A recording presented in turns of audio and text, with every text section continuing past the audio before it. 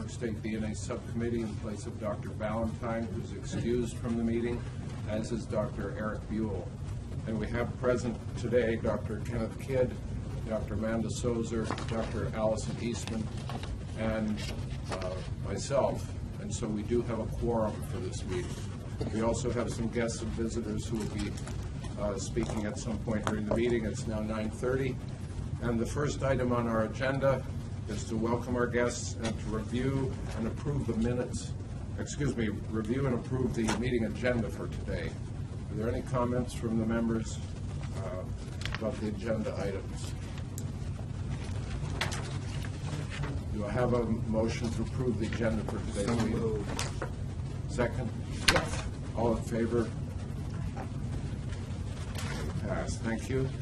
I'd like us to turn to the minutes of the September 27th meeting, which are in the binder. And let's see, I found one extra letter D on page 3, second line, where it reads, Mr. Tim Kupferschmidt provided an update instead of updated. So noted, Brian? So noted. Any other amendments or corrections to the meeting minutes from Friday, September 27th? Do I have a motion to approve the meeting minutes? I move. Second? Yes. All in favor? Passed. Thank you. The next item, number 4, is an update from the Westchester County Department of Labs and Research Forensic Laboratory. This includes a letter to the ENDIS custodian, which is dated October 4th. The QAS audit summary from September 16th through 18th, and a letter to the ENDIS custodian dated October 25th, appealing a finding from the QAS audit.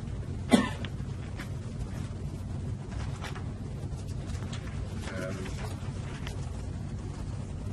you'll note in the letter, do we have Robert Adamo here? He's not here at the meeting, but I can call him. He's on a provider center. Would you like me to call him? I think that would help.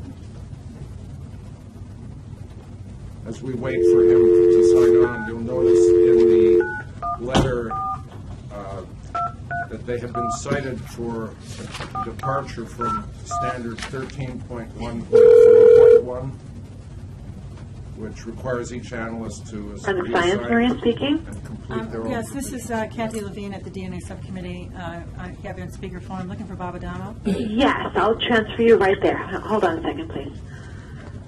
And the popular waterfront views of the Hudson River and Long Island. Hello. Bob? Hi, it's Bob Adamo. How are you? Hi, good. This is Kathy Levine. You're on speakerphone at the DNA Subcommittee. Okay, I'm going to put you guys on speakerphone too, okay? Huh? All right, we have myself, Elaine Schwartz, the technical manager, and Linda Duffy, our QA manager. Hi, Robert. This is Fred Bieber. I'm acting as the chair of today's meeting, and we're looking at your two-page letter dated October 25th that was addressed to Dr. Hares, the ENDIS custodian. That's correct, yeah. Would you mind just giving us a brief synopsis? We've all read the QAS report and see that the inspectors thought that you had a departure from the standard. And I'd like you to summarize your response to that, please. So we went back and we looked at all the proficiency tests that were given to the inspectors, and we found that each of the analysts did, in our estimation, meet the standard because each one was assigned the 2 proficiency tests as they were supposed to.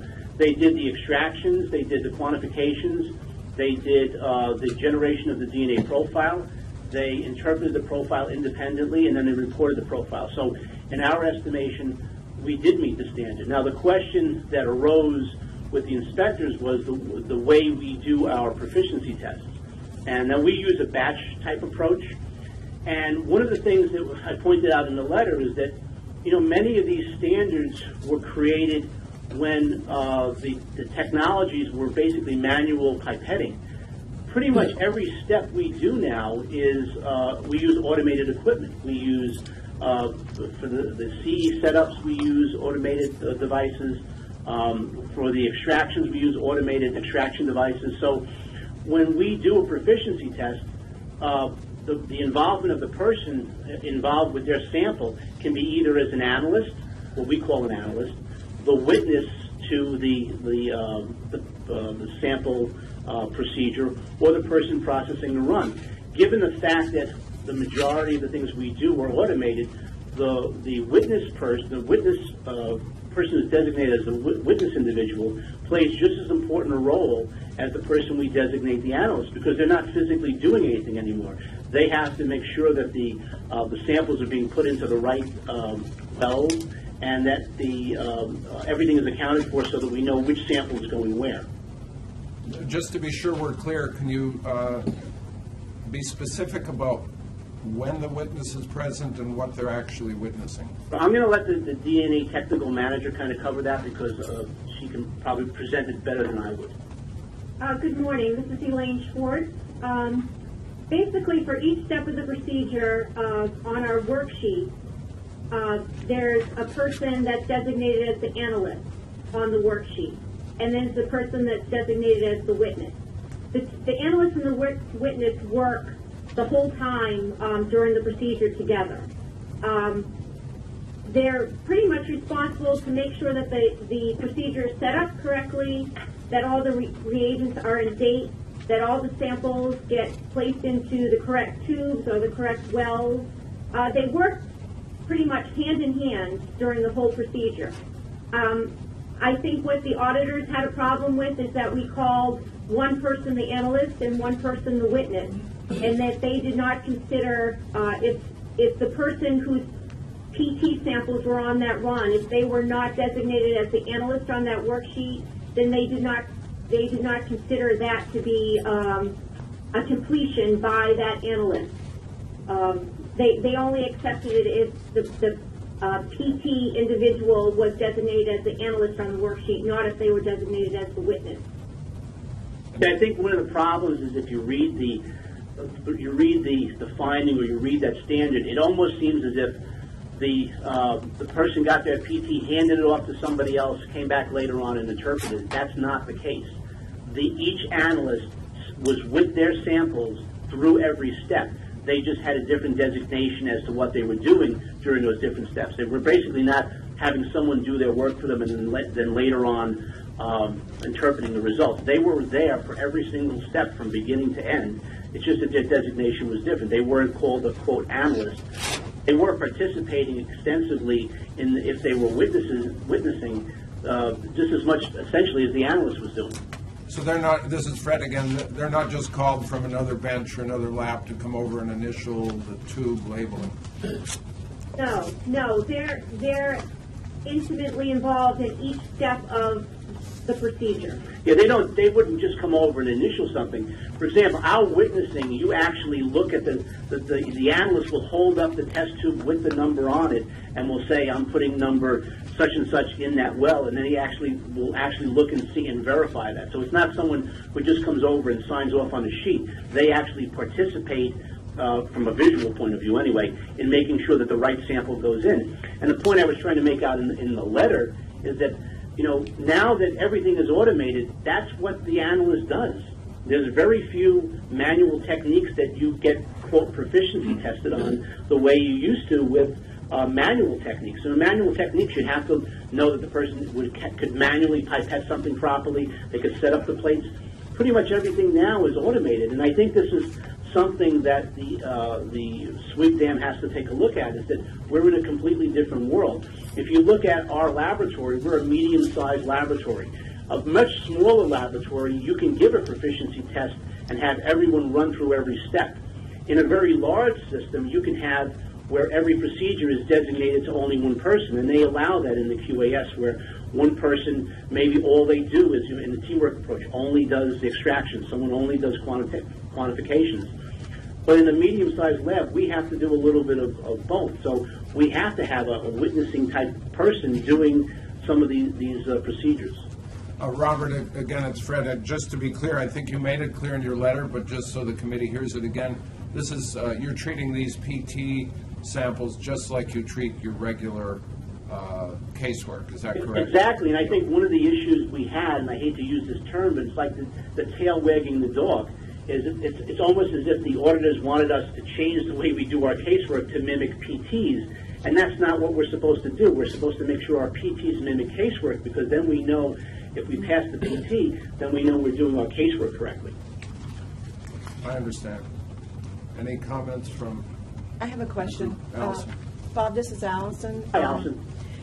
Does every analyst and every witness, do analysts serve as witnesses and witnesses serve as analysts when you do normal casework? Do they switch roles? Yeah. Hi, Allison. It's Elaine. Yes. All of our analysts have to be able to serve as both the analyst or the witness in any of the procedures when we do casework. So on a proficiency test, do the analysts serve a witness role and an analyst role when a proficiency test is done? Do they do every aspect of what their normal roles are in casework? You know, not on just one specific case, but just their routine to switch back and forth as analyst or witness. Do they serve as an analyst and a witness on proficiency tests as well? Yes, they do. We have a rotation system where 1 week we have people that are assigned to the DNA rotation, and at any time they may be asked to assist with an extraction. So they could be either the analyst or the witness on that procedure. So do they do both when a proficiency test comes around? Yes.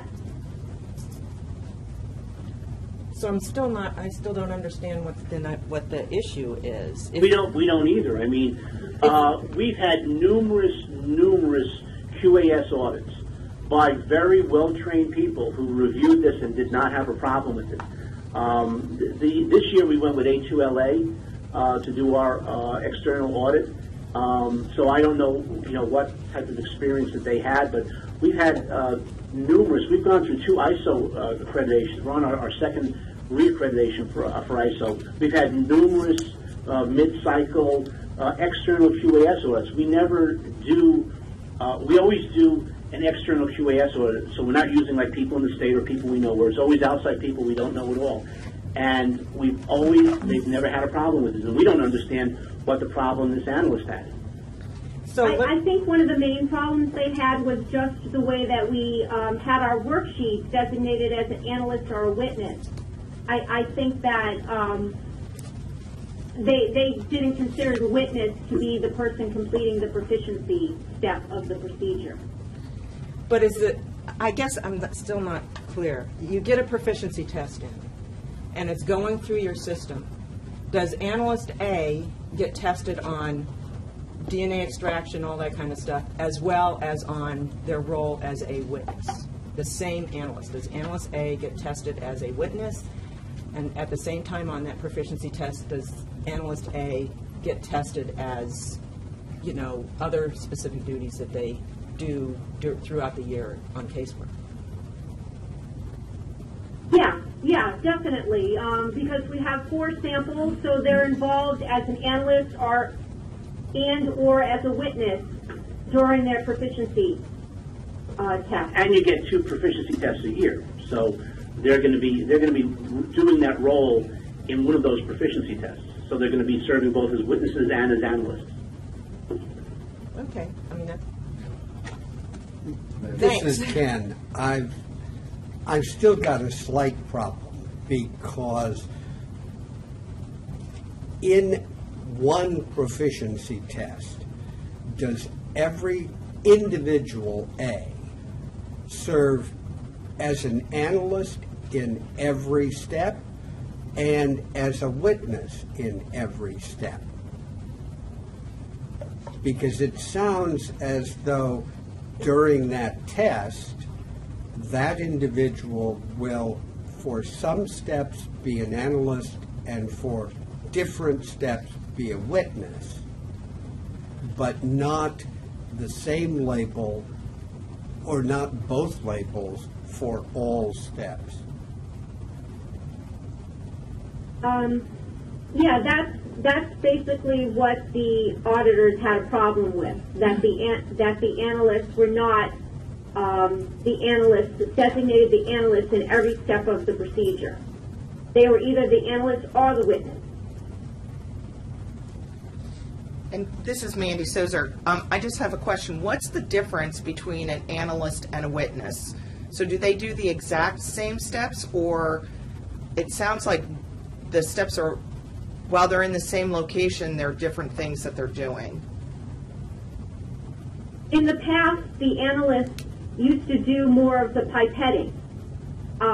But now that almost every step of our procedure is automated, basically in those steps, like the CE setup and the real-time setup, there's no manual pipetting anymore. So the analyst and the witness both just make sure that everything gets set up correctly, that the tubes are in the right locations, that the samples get transferred to the right location on the 96-well plate. So So, go ahead. Ken again, the problem begins to sound like a semantic one, that you could label both people who are looking at the tube, checking the label and seeing that it's properly placed, could be called analyst/witness, and that term could apply to both people because they're both doing that function. Right, and one of the things that the auditor said is if they had put the initials, the people had put their initials next to the analyst for those worksheets, for, like, in other words, two people both initialing the same worksheet, they would have been fine with that, but we didn't feel that that's appropriate. I mean, you're right, it is it's a semantic issue when the technology changes to everything becoming automated. It's certainly not a semantic issue when there are actual steps that you physically perform, but as we move more toward automation, the role of the person becomes more of essentially a witness. Robert, it's Fred again. I just have a comment and then two questions. As a CAP inspector, I'm always pleased when the labs that we inspect handle the CAP survey tests the same way that they handle the regular casework. So I agree with your approach, but I have two questions. One is, what do you expect to hear from Dr. Hares in response to your appeal? And in the second to the last paragraph of your letter, you offer an alternative.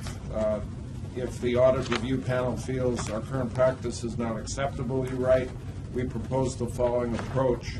PT analysts will be required to do all steps as the designated analyst on at least one of the two required annual tests. On the second test, a team approach may be used, which will effectively test the rotation system. Well, with respect to the first question, I mean, I don't know what Dr. Hares will say. It's basically, it's going to go out to an endless review panel, and they're going to make a decision about it. What I wanted to point out was that to make this modification will drastically change the way we do casework during the weeks we're doing proficiency tests. For example, we have 15 analysts that take proficiency tests. If we were to have each one of them run our extraction robot for just their sample, that basically ties up that unit and makes it very inefficient. I mean, we basically will use our extraction robot maybe once a week, batch our samples, and then so that each day there's a designated function so that we can get our samples into CODIS. And that's the reason I kind of mentioned to Dr. Hares is that, well, if you want us to do this, you've got to understand that samples are not going to be going into CODIS, and it's going to be a very inefficient way of doing things. The reason we batch samples is so that we can be more efficient.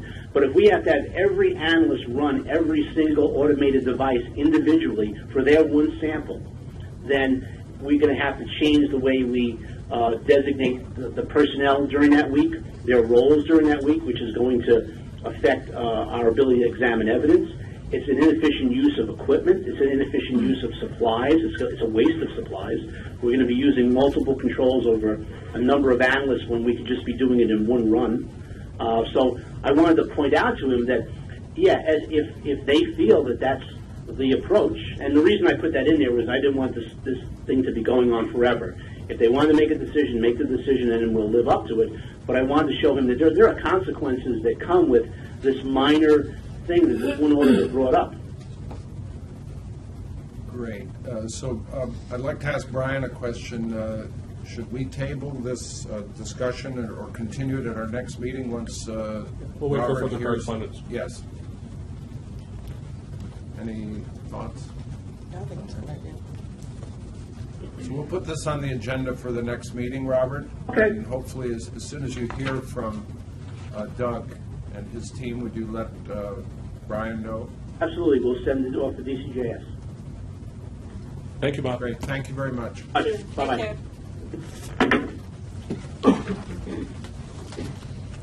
We can't take any action There's in nothing. this subcommittee. All right, thank you. The next item on the agenda is a letter to Ask Lab dated October 11th, 2013, regarding the OCME Forensic Biology Lab in New York City. Hi, Tim. Good morning, everyone. If I may, first I'd like to introduce our new quality manager, Please. Meredith Rosenberg.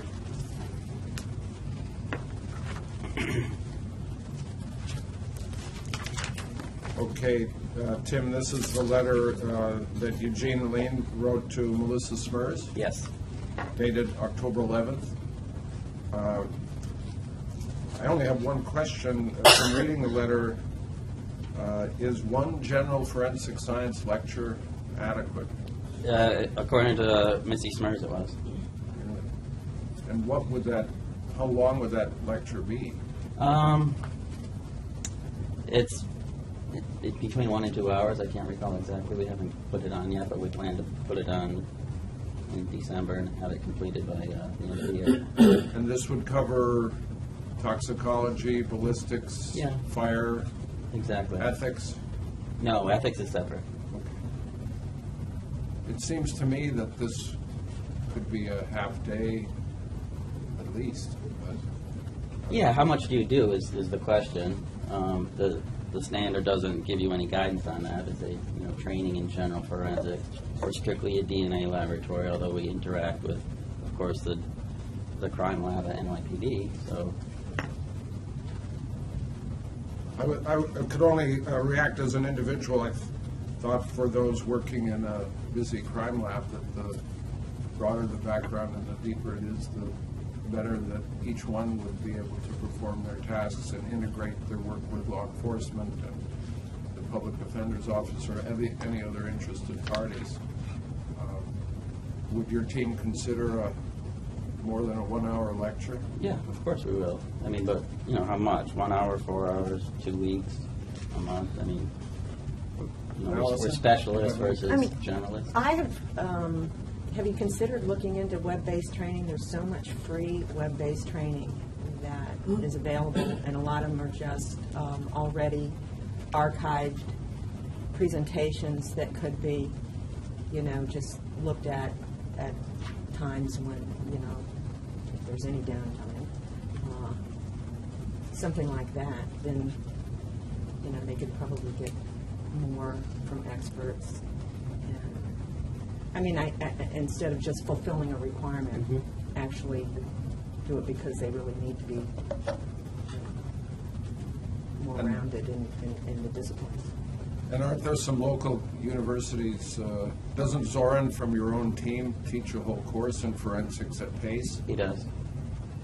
Is there a way to encourage your team to take his course? Well, his course is more in molecular biology, I see. so it's not in toxicology or other aspects of forensics. Amanda, do you have any thoughts? No, I'd probably say you might want to look at your other training too and see in your other courses how there might be some interaction. People are, can give some anecdotal information and try to incorporate it throughout. That might be helpful. And I think Allison's suggestion on those online courses, especially when people are training in downtime, if they hear things a couple times, it tends to sink in a little bit more. So. Ken? Yes, my experience is there's more and more stuff freely available on the web that could be incorporated not in just one lecture in one course, but more accessible whenever the person has a chance, as long as there's some way of documenting that they have gone through and listened or watched that 30 minutes on toxicology. Some of them actually issue certificates. You take a little quiz at the end, Right. and it issues you a certificate over through email, or you download it Right. and print it out or whatever. The only thing I'd caution, especially with a larger laboratory, is it becomes very difficult to track if you're having different content that the people are watching. One of the things that DCGS is looking to do also is look to provide some of this specific training as well through web-based. It's not right now, but it's for the future. And that way there can be a one content that anyone in the state can access. ASCLD requires them to have a general knowledge of forensic science, ethics, and the law annually. So, obviously a web-based solution would be something that would be desirable. And also, so you have consistency of content, and you can have input from the entire state, so you can have consistency of it. But I just want to caution you that if you're doing a patchwork thing between different things, that can actually become an accreditation issue, because ASCLD does go and look at the content to say, is this sufficient? So if everyone's doing something different, especially in a lab with, 150 or 100-something people, it can be a real tackle. But you could I make a would list of certainly- required. Sure, I was mean, not advocating each person do a different thing, Okay. but each person could do whatever is designated Sure. at a different time. yeah. I mean, it requires obviously a lot of organization. We'll certainly do that if necessary. I mean, for instance, maybe 24 of our people or 12 of our people took the cognitive bias course, but not everybody in the lab took it. A handful of people went to AAFS, but not everybody. I can't send 150 people to AAFS, so it's hard to make it uniform for a group our size. Tim, what percentage of the people that you hire have a forensic degree? 100%. 100%. So they come in with that training. They do. Okay. They do. Nearly all of them have master's degrees. Yeah. And that didn't fulfill the requirement by itself? Apparently not. Yeah, no, it's an annual Yeah. thing. No, it's not an annual thing. It's a one-time thing during their initial training. Okay. So that's why we said we'd go back to anyone hired on or after January 1, 2010. Sort of as a footnote to this, Tim, I'm curious to know, does your lab have the ability to have a weekly or monthly journal club or seminar where someone from different units could present a case that's already been adjudicated for those who are interested to come? And it may be outside their area. It could be in talks or firearms. We haven't done that. I mean, we have, as you know, an R&D section, and they give talks periodically about their current research. I go to the FBI field office in Boston regularly, and they have agents talk about cases that have been resolved. Sometimes they're very old cases, and sometimes they're very recent. They can't talk about ongoing investigations, but it's really a great opportunity, because most of these cases, as you know as well as I, involve many aspects of forensics all in one case. It could be latent prints and ballistics and DNA all in one case. If there's a way to think about that in a group your size, it could be very exciting. In addition to your ongoing academic flavor. Okay. Okay. Any other questions or comments for Tim? Well, I have one final comment. If it pleases the committee, we'll continue with our 1-hour lecture for December, and then in 2013 we'll look into building up that ability. Great. Thank you.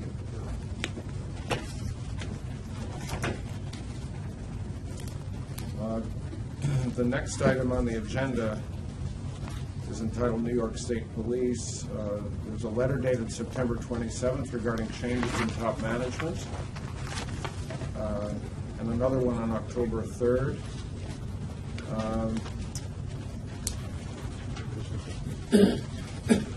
And there's also a letter dated November 12th. And there's some new information that's been provided. Is that right, Barney? Gary, are you going to make a presentation? I'm sorry, we're in the middle of migrating here. I just would like to introduce our new laboratory director, Ray Wickenheiser. Hi, Ray. Welcome. Been your friends for a very long time. And also, we're transitioning the technical lead. We're in the process of that to Russell Geddick, Dr. Russell Geddick. So he'll be the new technical lead for DNA. Great.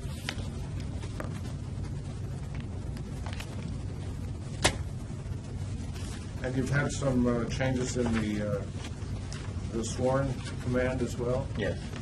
You want to say something about that? Major Fine has moved on. He's been Dr. Troop. He's working Troop Headquarters G. And the acting assistant director is now the official assistant director, and that's Major Tim Monroe. He's been acting as assistant director for quite some time, so he's well suited for the role.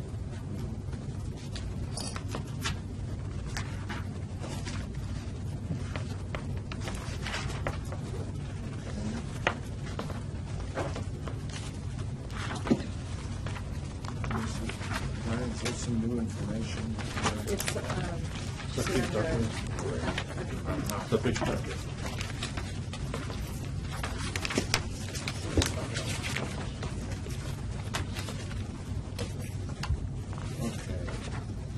Everyone may have in front of them an extra packet paper clip. Brian, do you want to go over this with us, since it's the first time we've seen this? Yeah, essentially what happened is the ASCLD board had reviewed the application for the New York State Police, and they approved a 5-year accreditation for it. They did change the system. Previously, each laboratory within the state police system was accredited individually.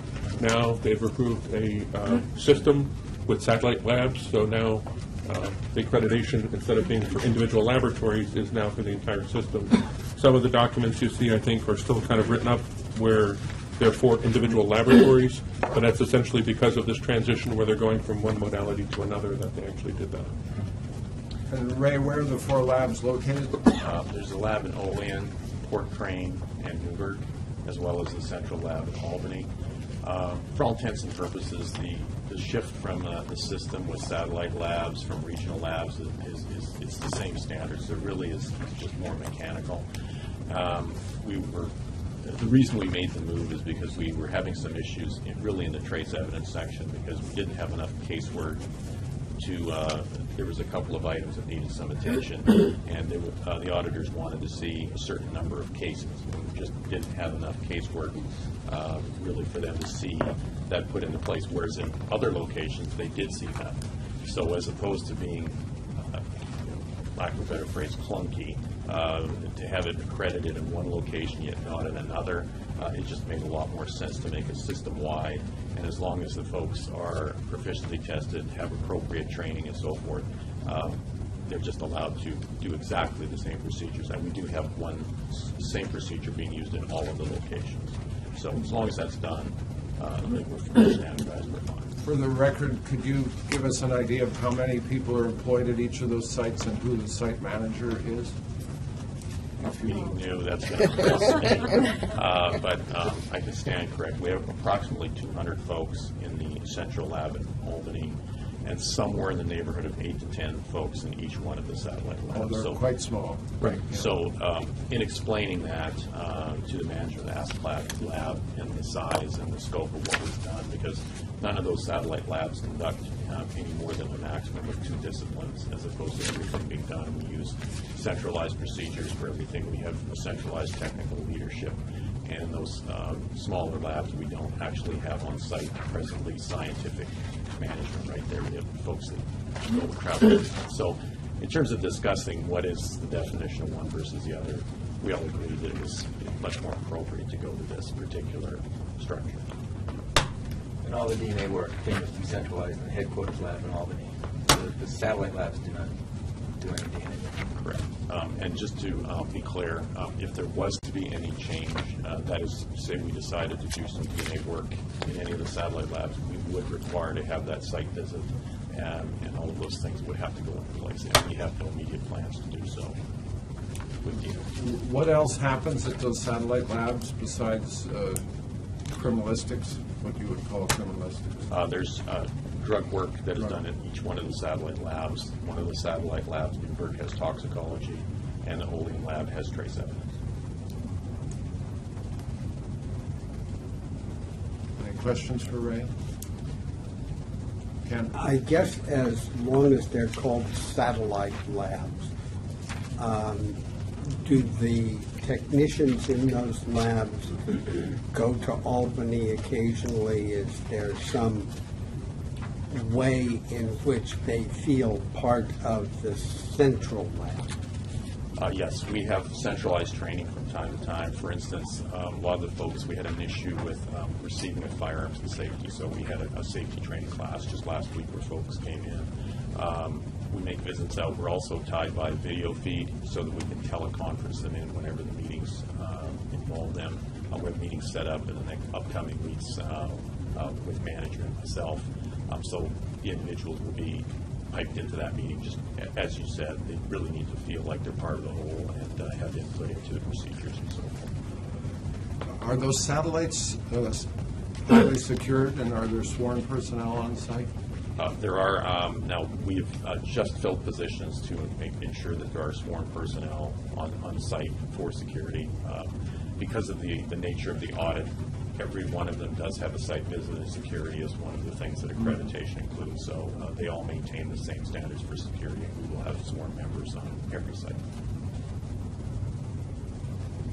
I'd like us to, since we're seeing this material for the first time, to just take a moment with the members of the group to read the letter to Ray dated November 12th, signed by Renee Romero, the chair of the ASCLD Lab Board. And then I have some action to take.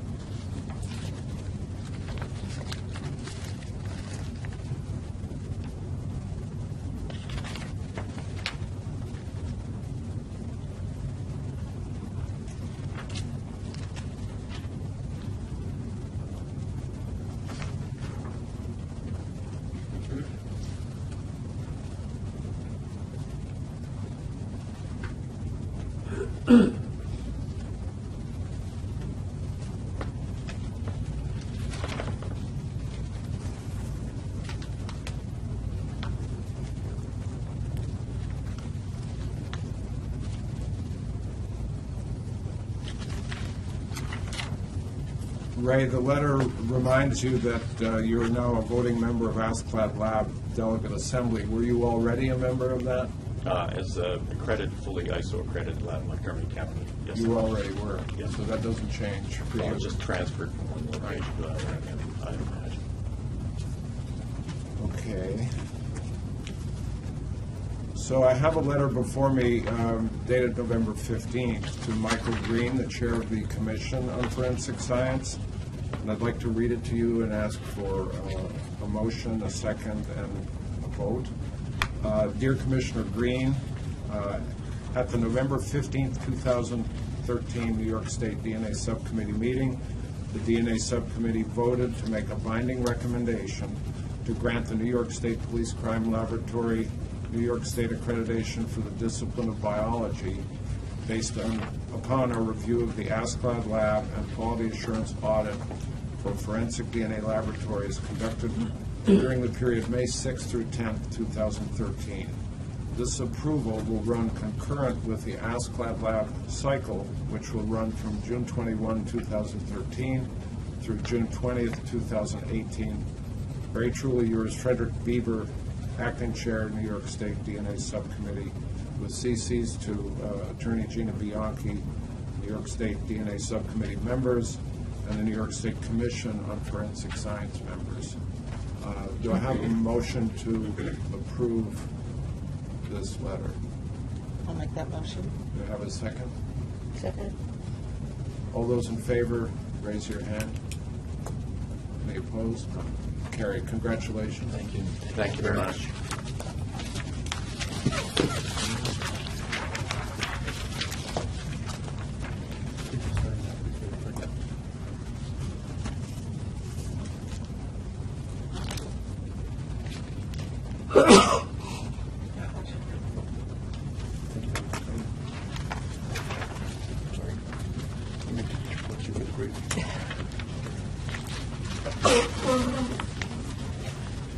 The next item on the agenda is titled Lab Disclosures, New York City OCME Forensic Biology.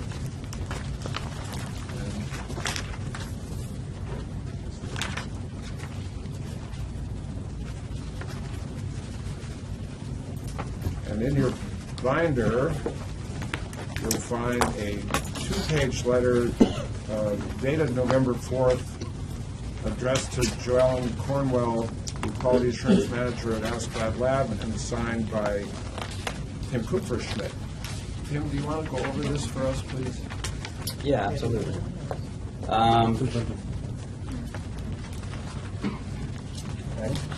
And in October 7th, Estes up at Albany did an auto search on 10 and 11 loci with one mismatch. So this is a much lower stringency than Endis did back in July, which was, what was it, 12 or 13 loci in one mismatch? And they generated another 500 possible candidate matches with us, which was less than half, or a little less than half of the total state possible candidate matches. We investigated each and every one of those. We identified 4 candidate matches which were not previously found based on errors, as you can see in the letter, that we discovered through our root cause analysis. We determined during that root cause analysis that there was no identifiable pattern in the root cause. No single employee was responsible for more than one of these errors. And they were spread out over time from 2007 to 2012. So, again, there was no pattern to be identified from those mistakes. Can you say anything about the types of cases they were, these 4 cases? I can. One was a burglary. One was a suspect or someone discharging a firearm into a crowd. One was a stolen vehicle, and one was a forcible touching.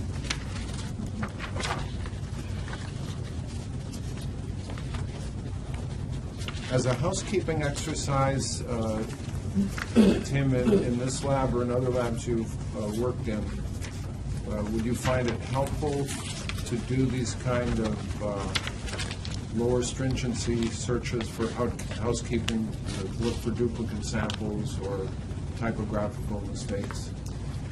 Well, these 4 mismatches represent approximately 0.015%, so a tiny percentage of our total complement of profiles in the database. And we certainly could do that. It's a matter of resources and manpower, and prioritize this over current casework and the continuous balance, what's important with limited resources. With such a small percentage, I don't think it's cost effective or add that much additional value. But of course, it's open to debate.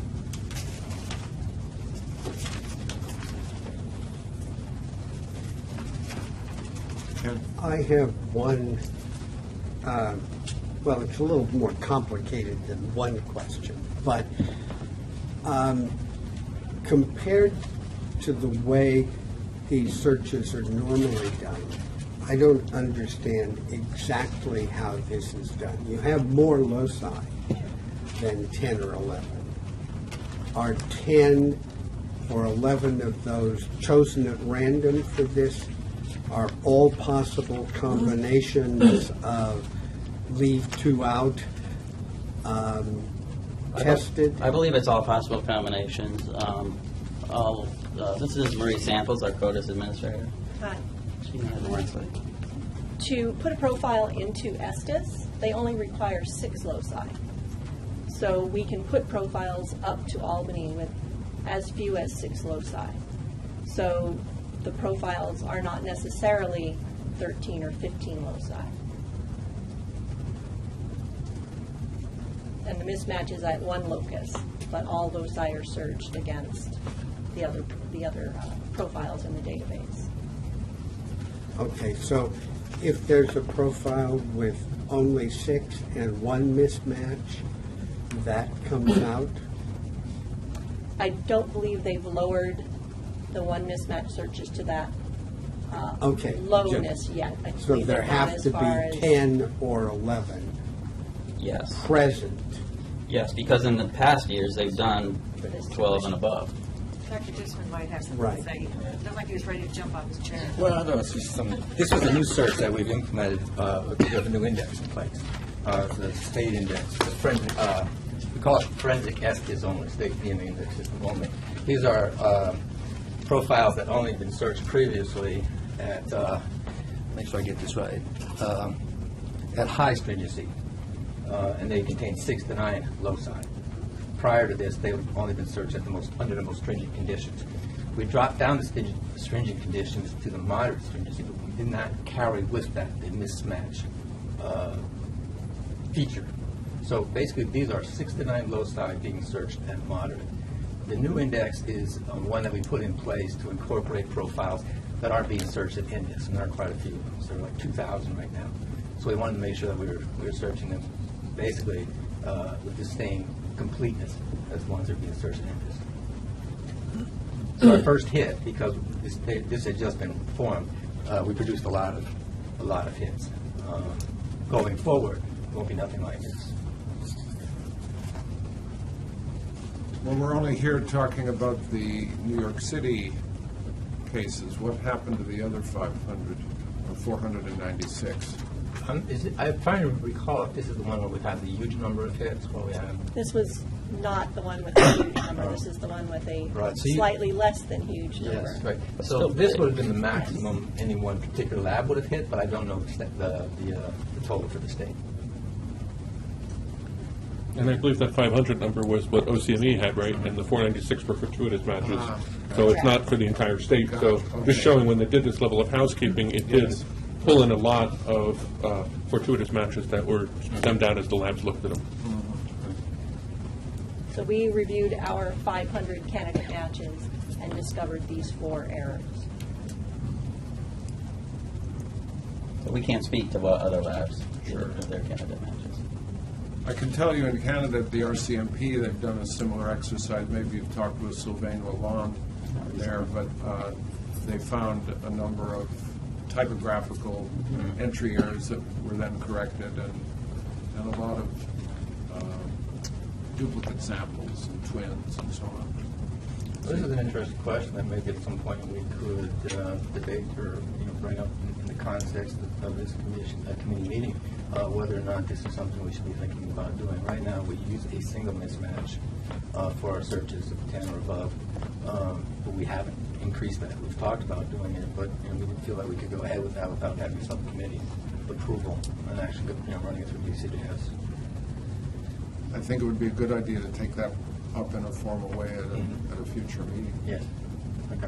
It would be interesting to know how much time you spent on those fortuitous matches, because if there's some type Hundreds and hundreds of hours. if there's some type of frequency that could be associated with the profiles and the mismatch, I think that would make things, if you could match by frequencies versus just a direct match, you probably identify more of these. I'm just speculating, and it would really cut down on, those fortuitous matches that I'm sure are.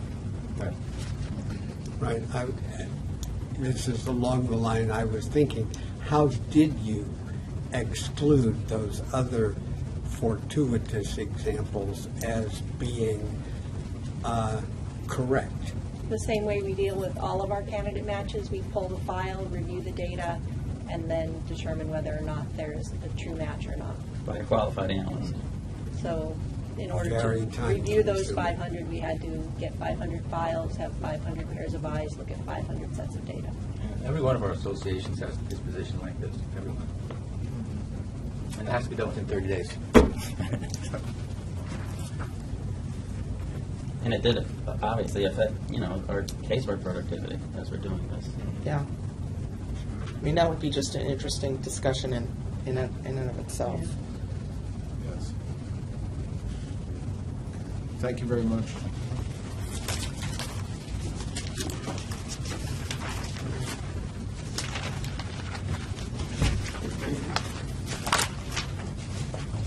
We're on to old business. The first item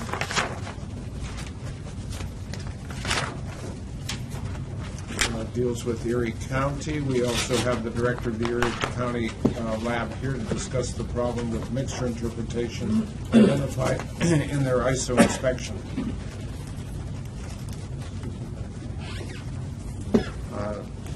Good morning, Jack. Do you want to introduce yourself to the group? Yeah, John Simich, Director of the Erie County Forensic Lab and also DNA Technical. Sorry for the hoarse voice. There are 3 or 4 pages, 4, mixture demonstration, table 1, that's entitled DNA profiles from mixture contributors. Then there's an electropharogram showing mixtures, and finally, figure 2 is the mixture qualifying allele form. Would you please go over this with us, John? Yes. The committee at the last meeting had asked for an explanation or demonstration of how we do this type of a mixture, how we determine what qualifies for statistics. Get that cleared up. All right. So, according to our procedure, which you had been given previously, with mixtures, we had a protocol in place. Obviously, if it's a good mixture and all the alleles are above the stochastic threshold, then standard formulas use CPI. Those are easy no-brainers. Those do not happen a lot with forensic cases. A lot of times we'll have profiles where there is a number of loci above the stochastic threshold and then a subpopulation below the stochastic threshold. That's very common for a lot of the items that we test now, especially as sensitivity is increased. So we wanted to, when the new SWGDAM guidelines came out back in 2010, effective 2011, the interpretation guidelines, reviewing them, it appeared that they addressed this issue. So our interpretation was to try, we wanted to follow those guidelines, and our interpretation was that we set up a certain procedure to get this information and make it usable for the courts. The initial method that we were using, pre-audit, was basically in samples where we had a number of loci that were not above the stochastic, where there are alleles not above the stochastic threshold. It looks like there's 2 populations.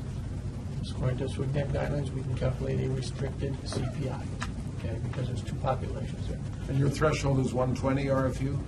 Yes, in this example with 3130 identifier plus, it was 120. Okay. Our new instrument 3500, just implemented this week. We just got online. It's 195. There are different sensitivities on the instruments. For 5-second injections. It is injection type specific. So it was 120 in this example here.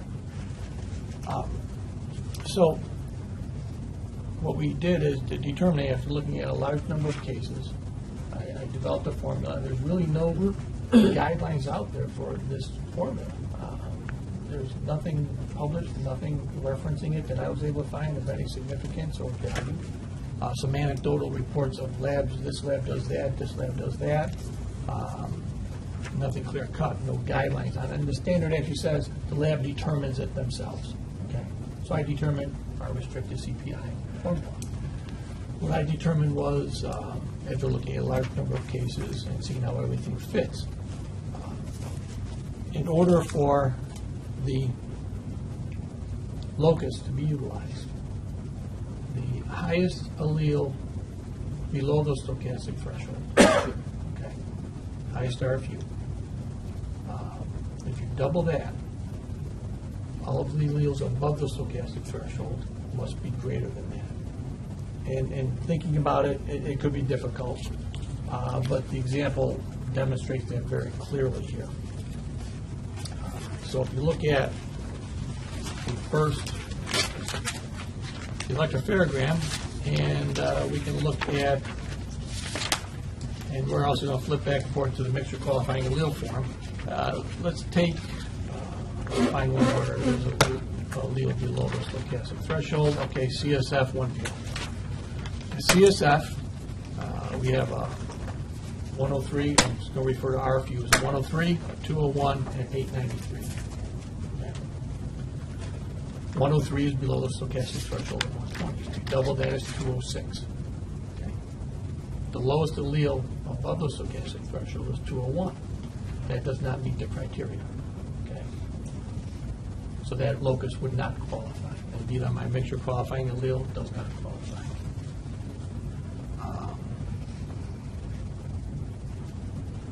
Another locus where D2, you didn't detect the 25 allele. Right. On D2? So D2, there were, but there are 3 alleles that are present are all above the stochastic threshold, so that locus qualifies, okay, according to that formula for restricted CPI. And if you look at each sample, each example here, and do the math, you would be able to determine that. Let's look at FGA. It's a really good example. The lowest allele below, the highest allele below the stochastic threshold is 93 RFU. The lowest above is 162. So 2 times 93 is 186. That locus does not qualify because there's an allele below that 186. Okay. And even though it's above the stochastic threshold, and that's how that would be interpreted. So that's how we were interpreting it, and that's actually still what we do today. Okay. That was not the problem. The problem that the auditors had is that when we would then determine whether this, and this is done before we look at any exemplars, then we want to see, well... Before you look at the knowns. Before we look at the knowns, yes, exemplars, same thing. Before we look at the knowns. So now we have to see, well, is this known sample is even in this mixture? We don't know that. So we look at the entire mixture, see if he's can be excluded. Maybe he can be excluded. Maybe he dropped out. Maybe he's missing an allele. The mixture is missing an allele where we can clearly say it's not him. He's not a contributor. Okay. Or there's other instances where it can be due to stochastics, but we cannot exclude him in the entire mixture. So now we cannot exclude him. We want to say, okay, where does he fit in the qualifying allele? Because I have to do a restricted CPI. Are all of his alleles at all of the qualifying loci? If they are, then we would calculate the restricted CPI based on those loci that we previously determined qualify. All of them would qualify.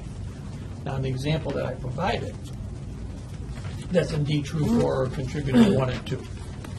Contributor 3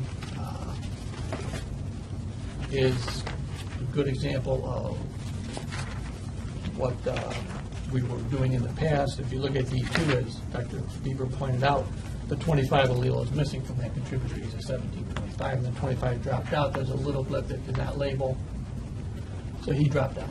However, we called that a qualifying locus, okay, because it would meet the criteria. If this was a real case, then what we had done in the past pre-audit is we would just drop that locus from these statistics and do the statistics on all the rest of the loci, because he can't be excluded. He does all of the other loci. Okay, we cannot exclude him based on the standard exclusion principle. principles. So we would drop that locus from the statistics, and it was felt at the time that we had good grounds. One of the statements in the again guidelines is that the locus, if it's allele below a stochastic threshold, the locus is not going to be used for statistics. Didn't say, but you can't drop it. It doesn't mention that. Okay. I think this whole dropping concept is, to me, it's a fairly new principle that's being put forth out there, and I'm not saying I disagree with that. I'm saying it's a relatively new interpretation of the, or refinement of the guidelines, let me say, but not by Swigman. So what will we do now? Our new policy, which I've added 4, 5, and 6 to it, still interpreting the same way. However, we are also interpreting it more conservatively now. So that D2, for instance, because we know there's 3 contributors, there's only 3 alleles showing up. D2 is more polymorphic than that. We would expect more alleles. We actually have one where there's a little blip, obviously drop out. That locus would not qualify because of stochastic effects. So that would have not even been included. We don't have your new. That was provided the last meeting. Oh, so, okay. So we actually do have copies of that, and everything's highlighted in yellow on your copy. The policy.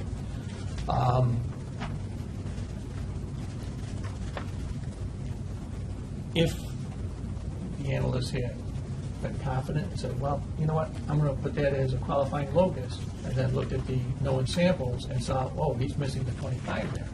The new guidelines, we would report that the sample is not qualified for inclusionary reporting. So we would not drop the locus. That would be inconclusive for that contributor. And that was satisfactory with the auditors. They had, I'm not going to quote a time, but probably sometime around a year or around that time ago, they were actually doing it the same way we were doing it, but when they had gone to a lecture with these new recommendations, they changed their policy also. So they felt that we should be following that. And I'm not disagreeing with it, that it's better or worse, it's different than what we were doing. And I think we were well within the guidelines of that. And we will be changing in the future to software that will be able to take in drop-out our expert.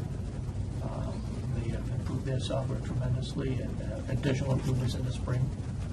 So it's on order. Once it comes in, we get it validated, present it to the committee. Hopefully it will be in March, so we get online. This whole issue will go away because we'll do likelihood ratios, which is the best recommendation, the best method out there. And I certainly recognize it, but we use pop stats right now, and it does not take into account for dropout. I wish they would build that into pop stats so we wouldn't have to go purchasing this expensive software. Any comments or questions? And if you look at the examples I give as qualifying alleles, I think you'll get the math there. It's actually relatively simple. It's not that complicated. If I can do it.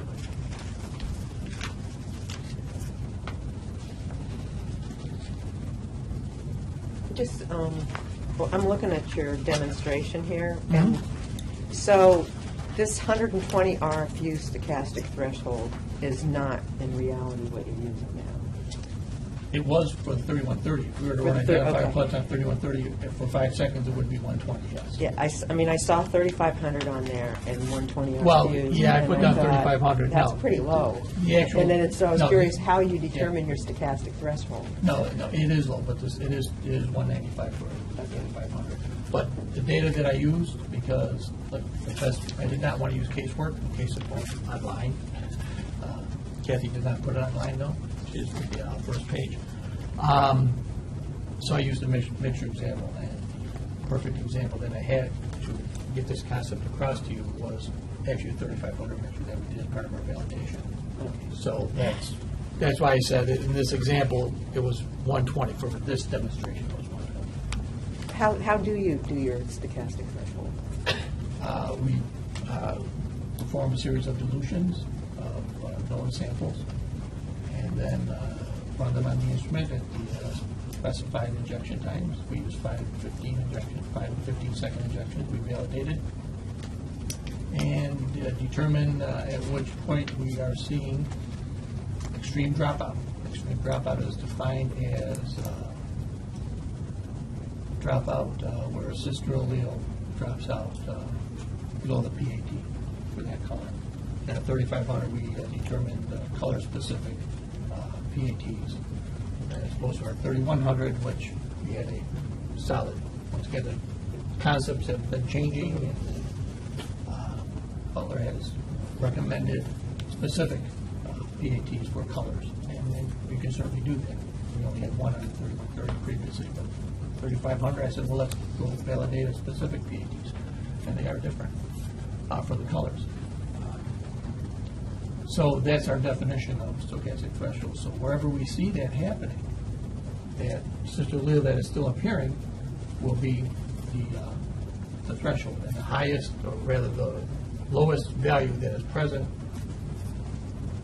well, the highest value where there's extreme dropout will be the resulting stochastic threshold for that injection time. So it's determined 195, which is actually a little bit higher. There's only one sample that was that high. Most of them average. If I was average, it would probably be closer to 160 for 5 seconds out of 3,500. But I had one example that was 195. He said it's at the extreme, and I said, well, then that's the maximum. Let's go with that, and probably safer than. It was 195, and the rest were all 160 below. So you serially dilute them before you amplify? Yes. Oh yeah, yeah. We got to make that DNA go away and see dropout. Yes.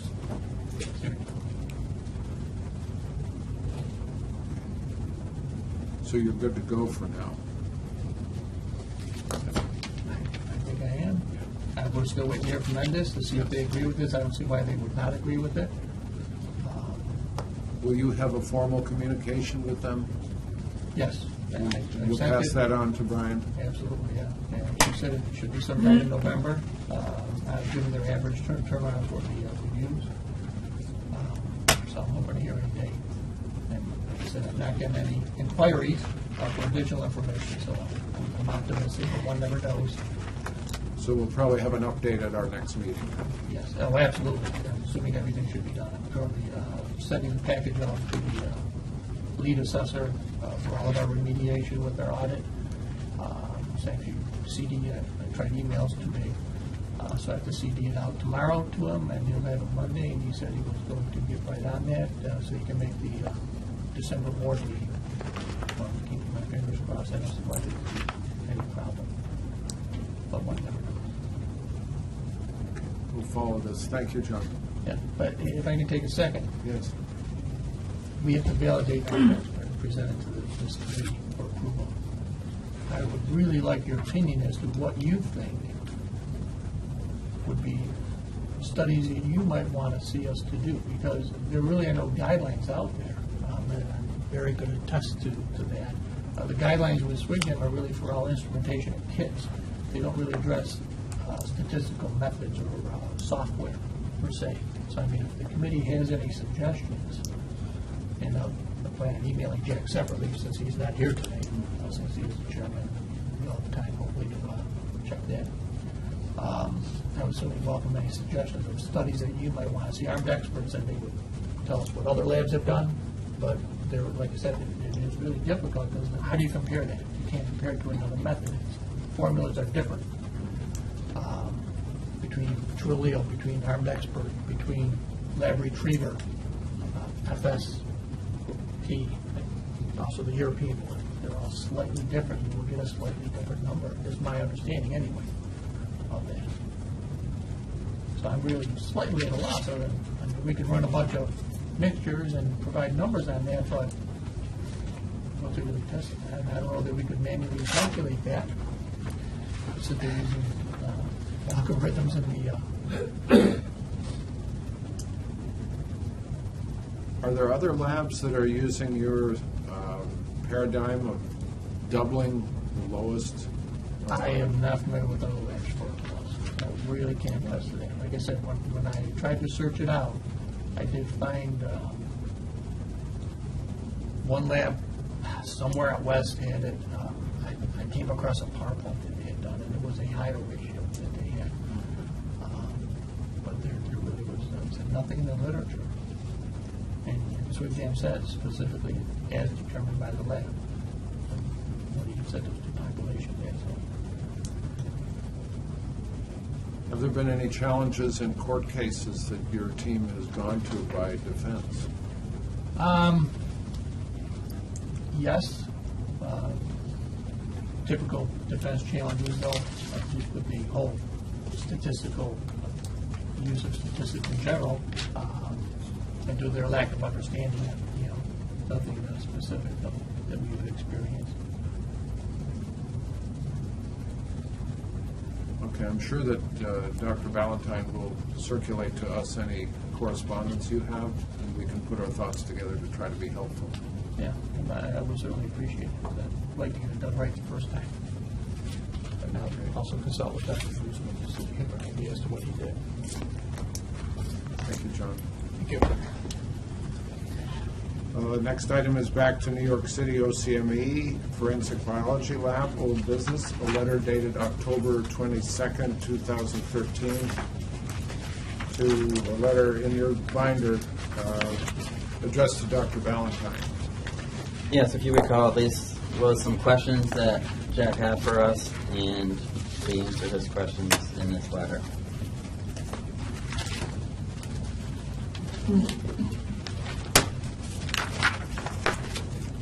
It's a 6-page letter, and it details some information about 6 different cases. Do you want to summarize your thoughts, Tim, on what your analysis demonstrated? This goes back to the one locus mismatch that the FBI did in July 2003, different than the one we just spoke of. And in that case, it generated 6 new candidate matches not previously identified. And it took some time, of course, to research the cases, get the details from the DA's office, mostly in NYPD if necessary. We informed, of course, immediately NYPD and the DA's, the respective DA's offices. And it's just a summary, a very brief summary. Actually, it's all we know of the cases and what, if anything, those CODIS hits or database hits, how it impacted the case. In most cases, we have no idea how it impacted the case. But if there was we informed, like I said, the district attorney's office, and they're dealing with it from a legal perspective.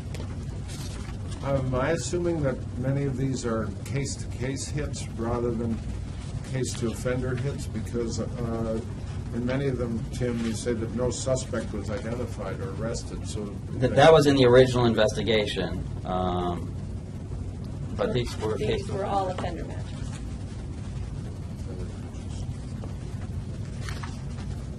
But we also have no idea what this particular offender had to do with the case, right? Oh, so it may have been a circumstantial hit, but it wasn't probative for that case. Exactly.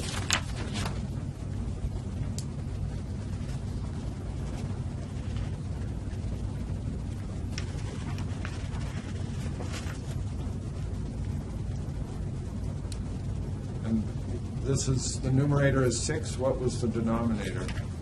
26,000? No, 26,000 is our total complement of profiles in the database.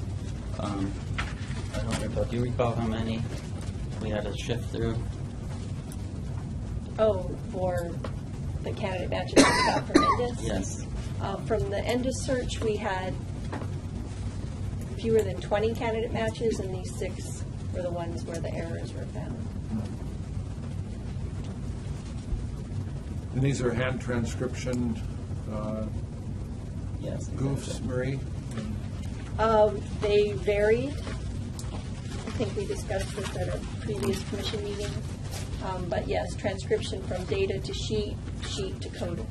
And then the handwriting. And the handwritten ambiguities.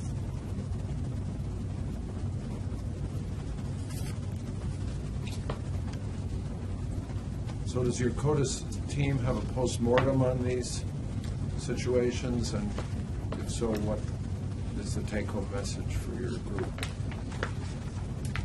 You mean, we did a root cause analysis, and most of it was due to having handwritten forms and manual data transcription or entry into CODIS. And with the implementation of our LIMS, we no longer had either of those things. Any comments or questions from Marie or Tim? No, I don't think so. I mean, I think that implementing that LIMS is great, and I think that even just jumping back to Erie County, anything that we can do to support these manual things that get done, that's where a lot of it's time consuming and just an area where errors can occur. So I think anything that our subcommittee can help in eliminating those would be really helpful to the labs and help in productivity for them.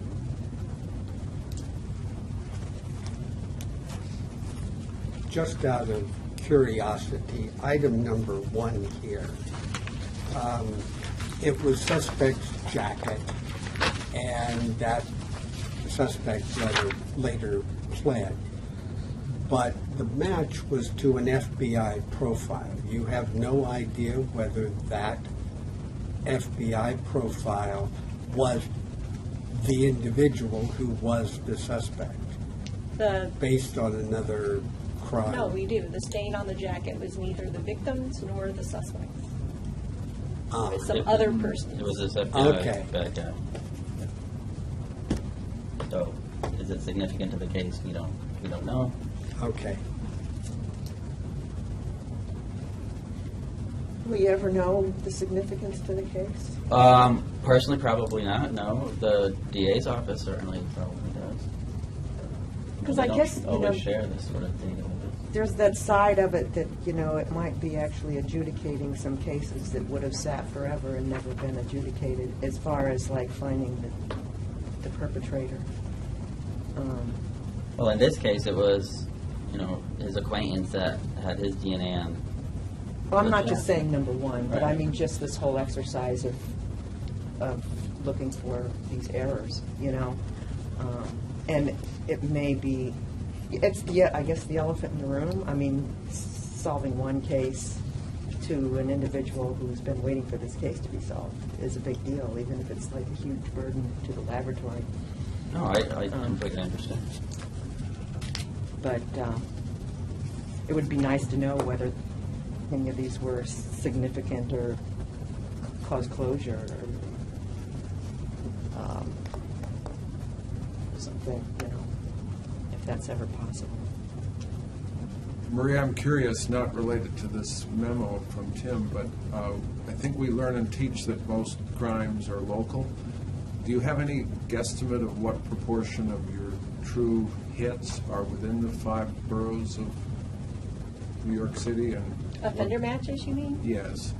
No, because we don't have that information when we get the offender match back. We get the offender's name, his New York State identification number, and his current location if it's known, or else if it's unknown. So is he in prison, is he in parole, whatever. Well, let me jump to Barry then. Barry, do we have an idea of how many of the so-called hits in New York State are within the state versus out of state? Is it 80-20, something like that?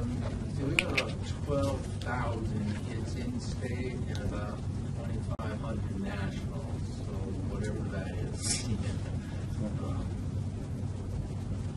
Predominantly we are in-state hits, by far, probably 80% or more.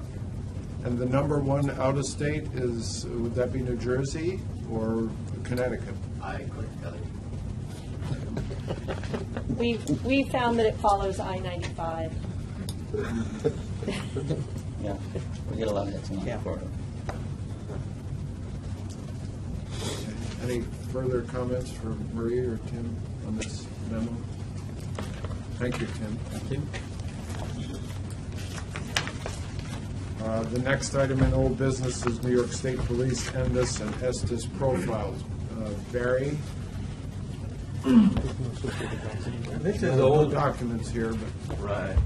This is old business because we presented this before, but we didn't really, I think, take it as far as we needed to. Originally, it was sent as a notification to DCGS that we were planning on removing some profiles from CODIS based on INDIS recommendations.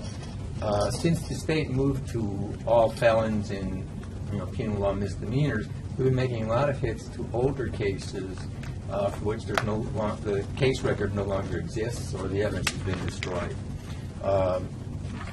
So there's really no way we can disposition that case. Normally, we, as Maria mentioned, we disposition every case by going back to the case file, but they're no longer there, so we can't even disposition it. So what we wanted to do was so we contacted NDIS, and their recommendation was that since you really can't hope to pursue this case any further, just take the profile out. And that's what we'd like to do. But since we're going to be doing this, we probably want to make it as part of our state technical documents that we disseminate to all the member labs in the CODIS network so that they're able to do the same thing locally that we're doing in state, and we'll be doing it national. So what we had actually asked is whether or not, I guess what we're asking now is we can maybe get an approval and a recommendation to the Commission for three things basically. That we can remove the forensic, and this is casework profiles, from CODIS in accordance with INDIS recommendations. And at the same time, what we'll do is we will notify the submitting agency that the record is being removed. But if there's a bona fide hit, and these are rare things, we've only had 8 of these since February at the state police, and of those 8, only 4 of them, actually 3, turned out to be actual hits. We wanted to disposition it with the information that we have in hand, which is basically a CODIS match record. It's the shape, the printout of the alleles that are matching between the two profiles. And then we would advise both the submitting agency that we're dispositioning it on that basis and that we're going to remove it from the index going forward. We don't anticipate much of a problem, at least for the state police, because we stopped case record destruction once this became obvious. We're no longer doing that, and we're actually, they have NIJ money now to go back and electronically record all the case files. So we're going to be doing that going forward. So we won't be destroying these, and we'll also be recording them electronically and have that available. So that's what we're asking for. I think that what would be appropriate, Barry, is for you to put this, work with Ray and your team in Albany and put together a formal proposal, pass it through Brian, and then it could be in printed form taken up at one of the future meetings here for a formal discussion and vote. I don't think we should act on this today without something more detailed in writing about your plan. Is that all right with you? That's fine. Sure. Brian? Yeah, like I said, I don't expect we're going to see much more of this going forward, so I don't think it's an issue. We wait. Okay. But the rationale for removing it is that it serves no function whatsoever and simply complicates possibly finding a hit in the future. I think it's so it doesn't subvert the purpose of CODIS, which is that you have investigative information there that will be generated. If the name's in there, you can't generate any information, then there's no sense of being in there. It's just detritus.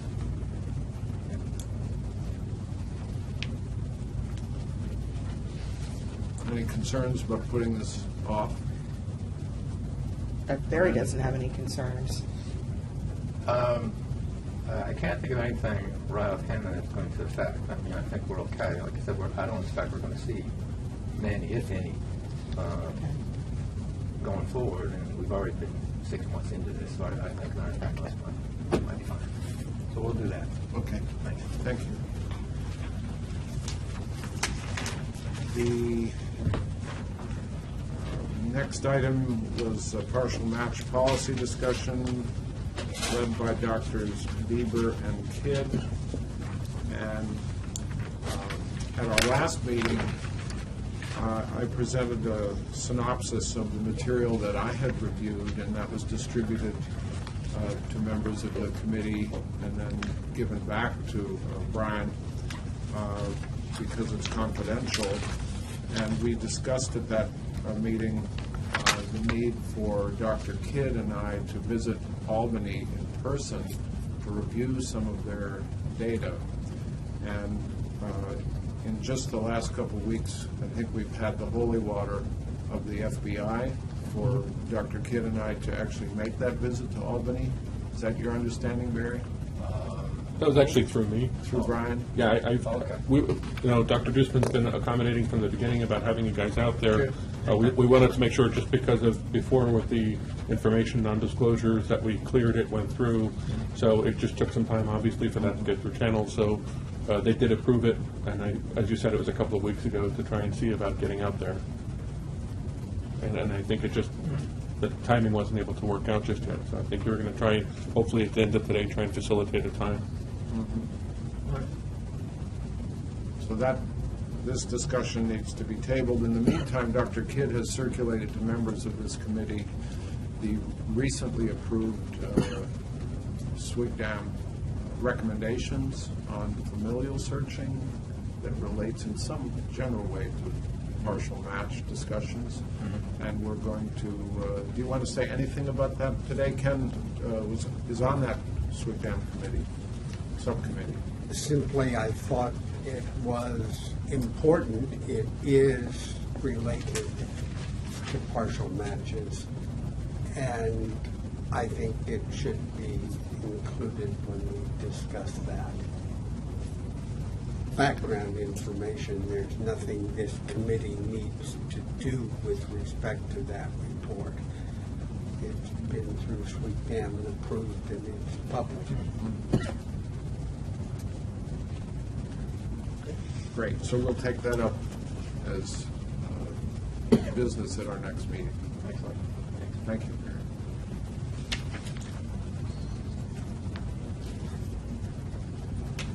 Okay.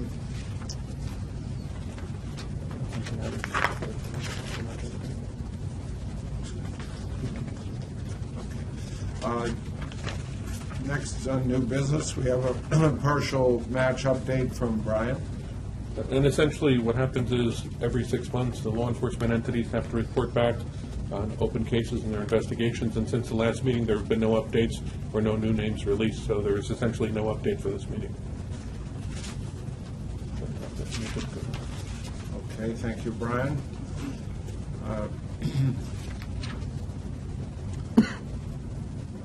As everyone knows, information relating to current or future investigations or prosecution of a criminal case which would imperil effective law enforcement, if disclosed, can allow us to go into executive session. I'd like to ask for a motion to go into executive session. So moved.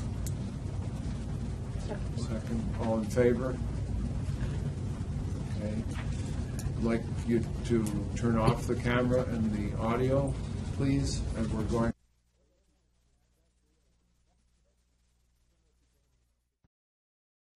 Welcome back. We are now officially back on the record for the DNA subcommittee, and no action was taken during the executive session.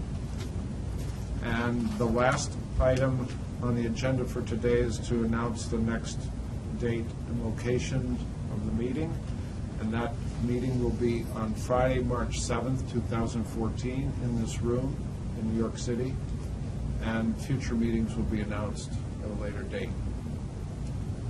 Thank you very much. This ends the meeting. We formally adjourn. It's 11:30 in the morning. Thank you.